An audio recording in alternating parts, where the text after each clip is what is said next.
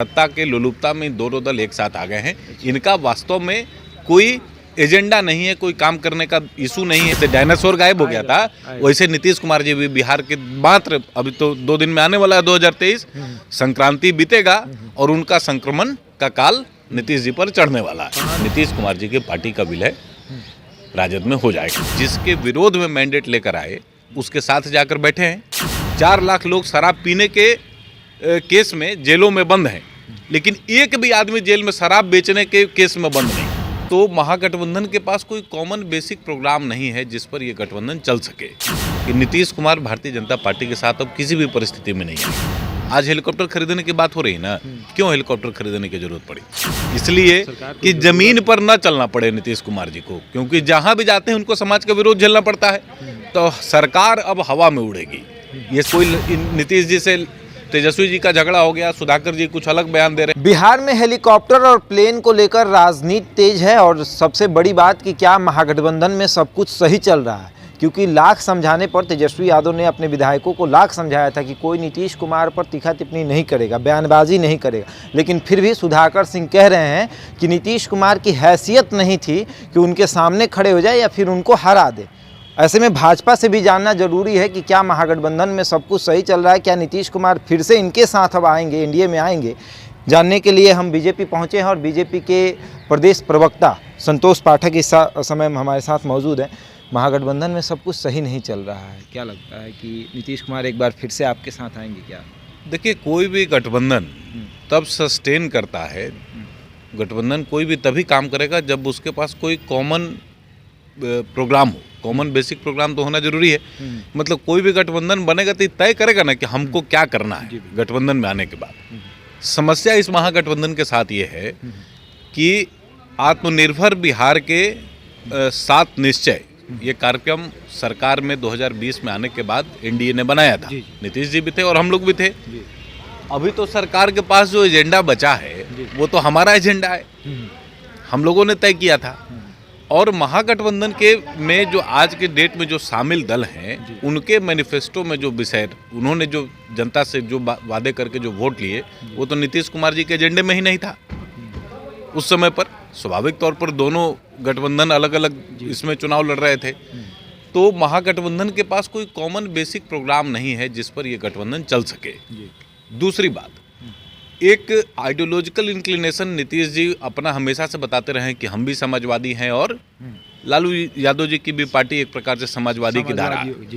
तो वो एक कॉमनैलिटी बताते हैं। कॉमन फैक्टर यही है कि जो लालू जी को और नीतीश जी को जोड़ता है और पिछड़ों की राजनीति इनको जोड़ती है। यही 2 प्रसंग है।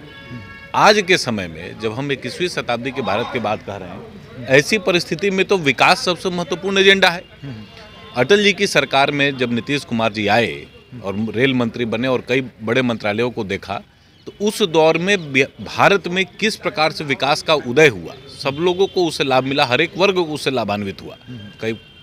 कई कारणों से फिर बाद में वो एनडीए चुनाव जीतकर नहीं आ सका, लेकिन नीतीश कुमार जी ने तो अपनी साख अटल जी की सरकार में ही बनाई थी। उसका लाभ मिला 2005 के चुनाव में हमको।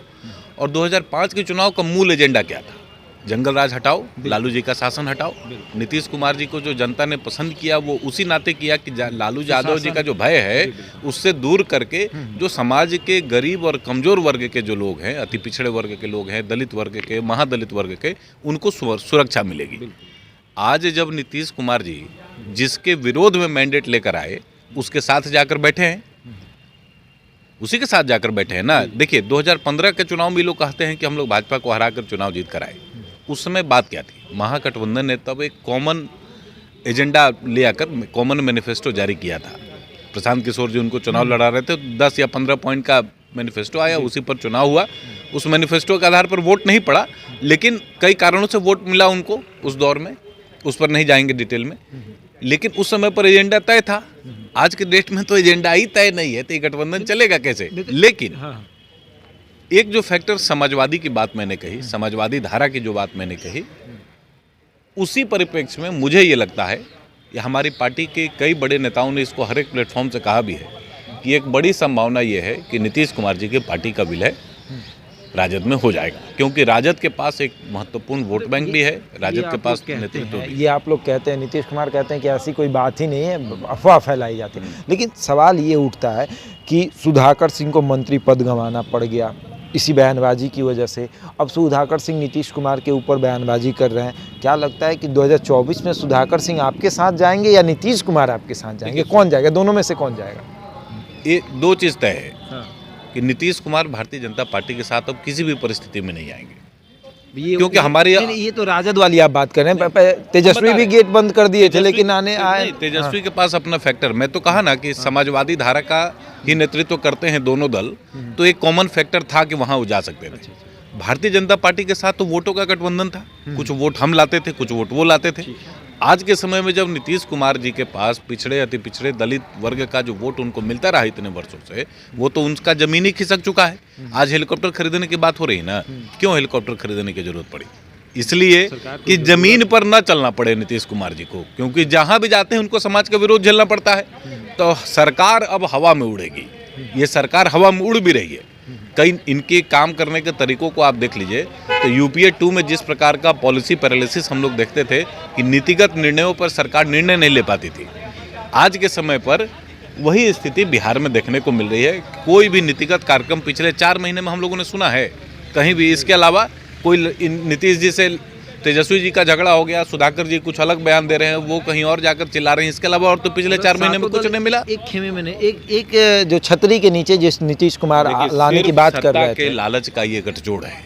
बिहार के किसी भी आम आदमी, आम आवाम, यहाँ से लेकर आप पूरे बिहार में कहीं भी घुमाइए, आम आवाम क्या कहती है इस गठबंधन के बारे में आज के समय पर? यही ना कहती है कि भाई ये सत्ता के लोलुपता में दोनों दल एक साथ आ गए हैं, इनका वास्तव में कोई एजेंडा नहीं है, कोई काम करने का इशू नहीं है, और बिहार को लेकर बिहार का भविष्य कैसा होगा इस पर कोई समझौता भी नहीं है। एक आखिरी सवाल है, कहा यह जाता है कि जितना खुश तेजस्वी यादव के साथ है नीतीश कुमार, या हमेशा एक उप मुख्यमंत्री आपके भी थे, 2 उप मुख्यमंत्री थे, एक उप मुख्यमंत्री राजद की भी है, जहां नीतीश कुमार जाते हैं एकदम कंधे पर हाथ रहता है, चलो यहाँ चलो, ताली बजा दो, आज इनका जन्मदिन है, शुभकामनाएं दे दीजिए, उठ के खड़ा होकर ताली बजाइए।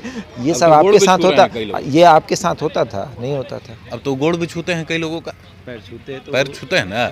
तो जो पैर छूने लगे मुख्यमंत्री जी अपने से छोटे कम उम्र के लोगों का, कम ओहदे के लोगों का, तो अब कहना क्या है नीतीश कुमार जी के बारे में? और नीतीश कुमार जी पर विश्वास कौन करता है कि इनको बढ़ा दो? तेजस्वी चुनाव लड़ने वाले थे, कहीं चुनाव ना ये लोग नहीं लड़ेंगे।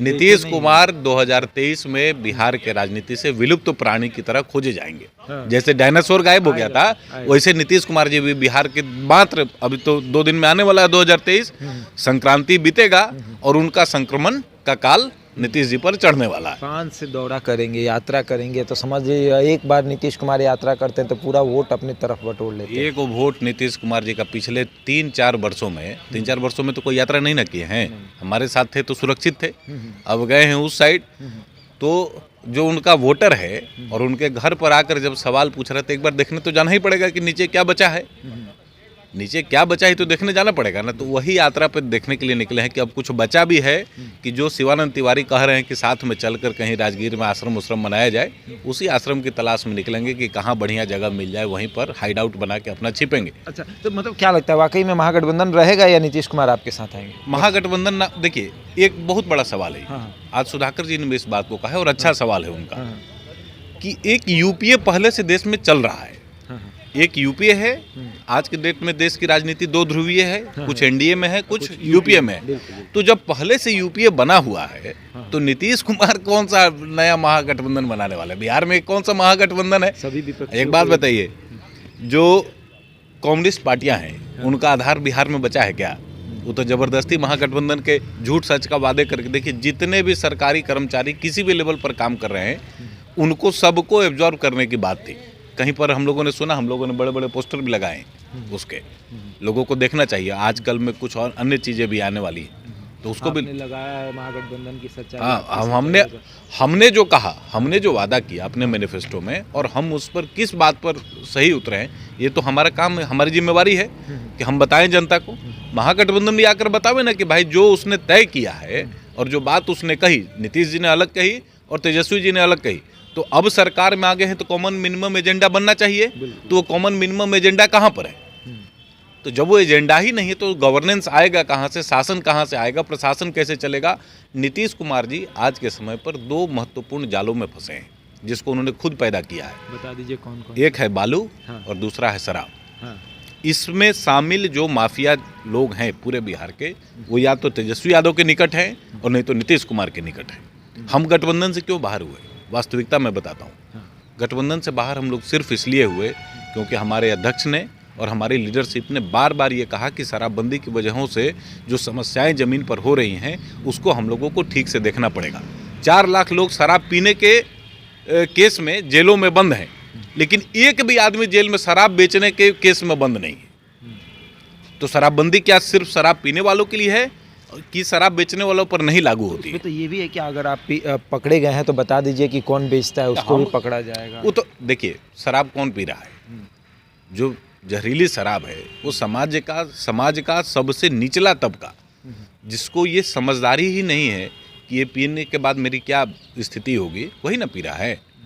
और उसी को बचाने के लिए शराबबंदी आवश्यक भी थी, उसी को बचाने के लिए ना था। जो संभ्रांत वर्ग है, जो नीतीश कुमार के निकट है, तो शुरू से पी रहा है।